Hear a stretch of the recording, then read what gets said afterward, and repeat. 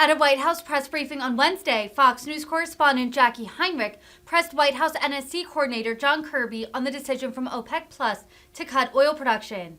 Heinrich said that the Saudis took a veiled shot at the administration for releasing oil from the strategic reserves.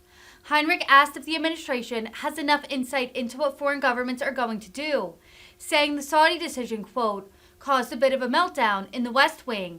Kirby refuted that description of the West Wing's reaction and said that they have ongoing discussions with the Saudis and other members of OPEC. John, the Saudis took a veiled shot at the administration for selling the country's emergency oil reserves and said that that decision may become a painful one in the next few months. Is there any indication that they plan to further cut production?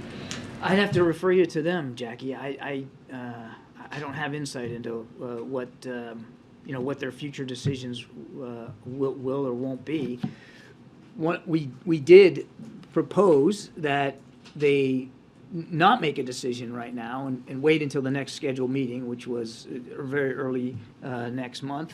So we'll see what they end up doing at this next meeting. Do you feel that the administration has sufficient insight into what foreign governments are going to do, given the reporting that the U.S. thought that there was a deal to boost production through the end of the year, that the decision from the Saudis and OPEC Plus came as a surprise and caused a bit of a meltdown in the West Wing, and your answer just now saying that don't have insight into what they might be doing, is that at all a failure of our diplomacy or foreign policy? No, I mean there's a lot there. First of all, we didn't have a meltdown. Secondly, while we can't predict perfectly what OPEC Plus is going to decide to do, we're not part of that cartel. It's not like we don't have ongoing discussions with the Saudis and with other members of OPEC. We do, and we try to get the best information we can. Obviously, they have to make the decisions that they're going to make. So we'll see where they go on this next meeting.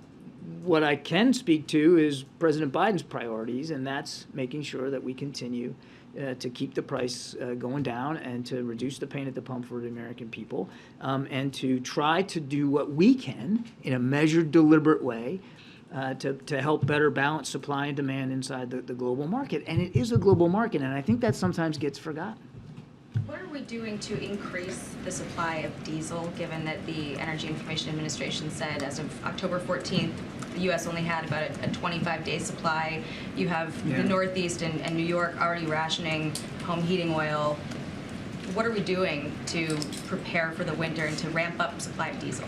I'll take the question on the diesel because I just don't have the data on that in front of me. So let me take that and we'll get back to you on that. But writ large, the president has been working very, very hard to make sure that that not only are we ready for fluctuations that could come, and of course the prices are going down, and we think that's important, but that we are also doing what we can to help our European friends and partners who are also going to be facing a long, cold winter. We have doubled our commitment. The commitment he made in March for natural gas exports to Europe, we've doubled that commitment in terms of actual, getting things over there, getting natural gas over there. And we are working with foreign suppliers of natural gas and oil to see if we can't help our European partners diversify their own storage and supplies. Many of them are, in fact, building up their storage capability here for the winter. Some are farther along than others, and we're working closely with them bilaterally and multilaterally to see what we can do to help that. But I will owe you a question on the diesel.